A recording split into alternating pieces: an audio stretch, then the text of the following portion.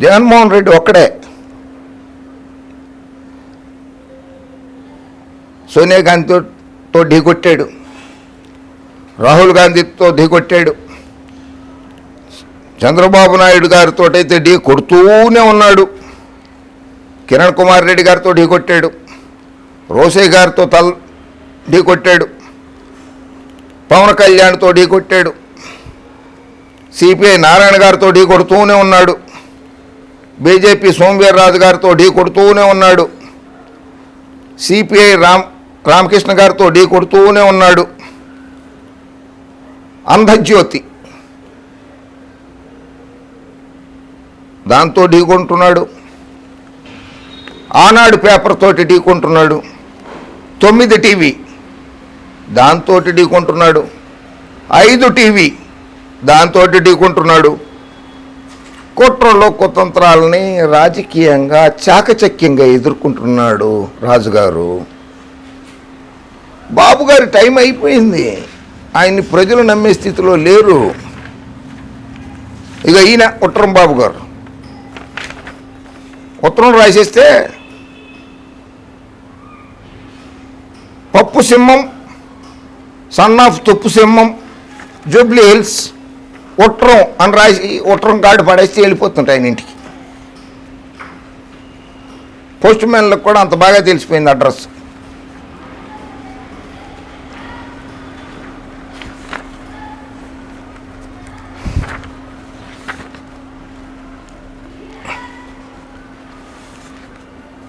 ఇది 230 పేజీల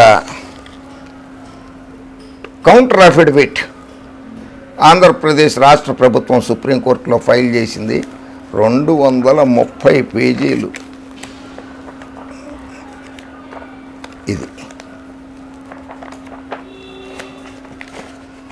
ఇది in the Supreme Court of India, Civil Criminal Appellate Original Jurisdiction Writ Petition number 216 of 2021. In the matter of Messrs. Shreya Broadcasting Private Limited petitioner versus the State of Andhra Pradesh respondent, filed on 17/7/2021. 17/7/2021 నాడు file చేశారు. 230 పేజీలు.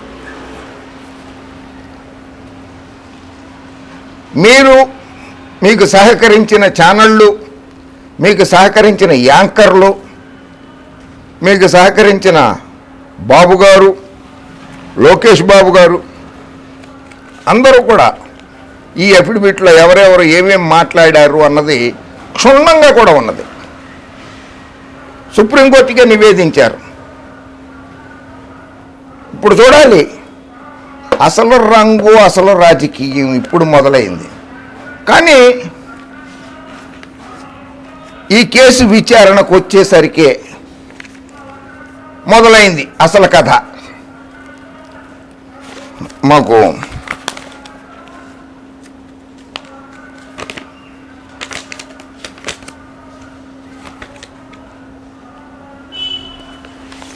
అసలు కథ మొదలైంది.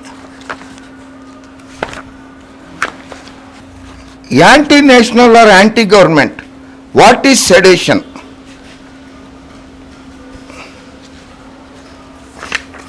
అని ఒకటి.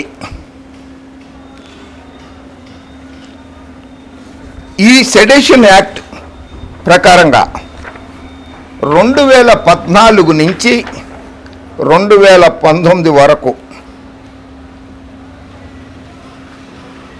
2014 నుంచి 2019 వరకు 326 sedition cases registered in India.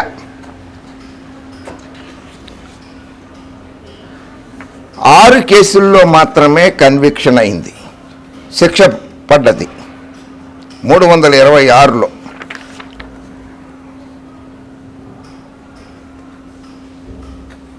(124A) of Indian penal code ప్రకారంగా సెడేషన్ యాక్ట్ కాంట్రవర్షియల్ కలోనియల్ ఎరా పీనల్ లా ఆన్ సెడేషన్.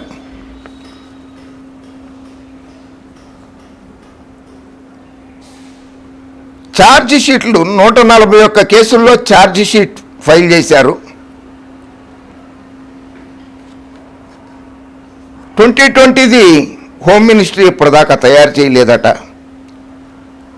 అస్సాంలో 54 సెడేషన్ కేసులు రిజిస్టర్ అయినాయి. 26 కేసుల్లో ఛార్జ్ షీట్లు ఫైల్ చేశారు. 25 కేసుల్లో 54లో 25 కేసుల్లో ట్రయల్ కంప్లీట్ అయింది.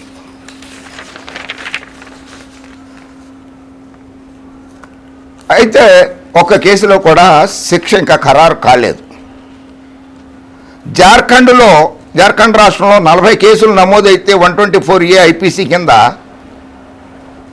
29 కేసుల్లో ఛార్జ్ షీట్లు ఫైల్ చేశారు. 16 కేసుల్లో ట్రయల్స్ నమోదైనవి. ఒక వ్యక్తికి శిక్ష పడింది. హర్యానాలో, ఇది బీజేపీ పరిపాలిస్తున్న హర్యానాలో 31 కేసులు నమోదైనవి. 19 కేసుల్లో ఛార్జ్ షీట్ ఫైల్ చేశారు. 6 కేసెస్ కంప్లీట్ అయినాయి ట్రయల్స్. ఒక వ్యక్తికి శిక్ష పడింది.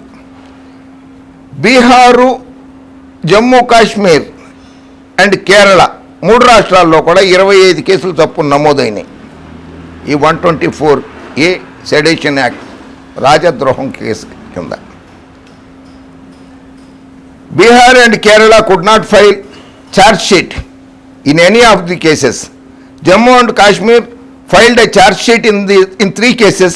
However, no one was convicted in any of the 3 states between 2014. Bihar, Kerala, Jammu Kashmirలో ఒక వ్యక్తి కూడా ఇంకా శిక్ష పడలేదు. కర్ణాటక భారతీయ జనతా పార్టీనే పరిపాలిస్తోంది. 22 కేసులు నమోదైనవి. ఛార్జ్ షీట్లు 17 కేసుల్లో ఫైల్ అయింది.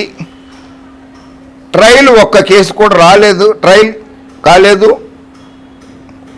ట్రయల్ ఒక్కటే కేసులో జరిగింది. శిక్షలు ఒక్కళ్ళు కూడా పడలా. ఉత్తరప్రదేశ్ భారతీయ జనతా పార్టీ పరిపాలిస్తోంది. 17 కేసులు నమోదైనవి. 8 కేసెస్లో 8 కేసుల్లోనే ఛార్జ్ షీట్లు ఫైల్ చేశారు. వెస్ట్ బెంగాల్లో no one was convicted. Delhi, దేశ రాజధాని ఢిల్లీలో 4 కేసులు రిజిస్టర్ అయినాయి. ఛార్జ్ షీట్ ఇంత మటుకు ఫైలే చేయలేదు. మేఘాలయ, మిజోరాం, త్రిపుర, సిక్కిం, అండమాన్ నికోబార్, లక్షద్వీప్, పుదుచ్చేరి, చండీగఢ్, డామన్ అండ్ దియు, దాద్రా అండ్ నగర్ హవేలీలో ఒక్క కేసు కూడా నమోదు కాలేదు.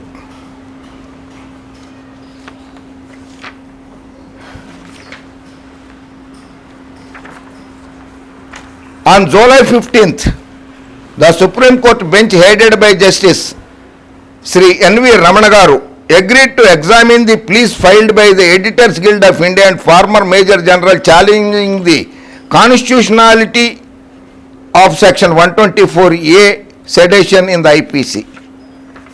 Supreme Court Chief Justice గారు ఒప్పుకున్నారు.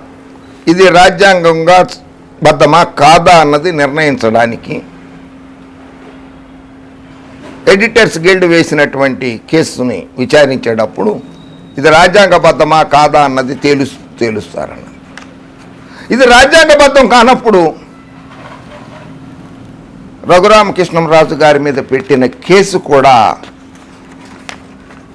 రాజ్యాంగబద్ధము కానదే అవుతుందేమో.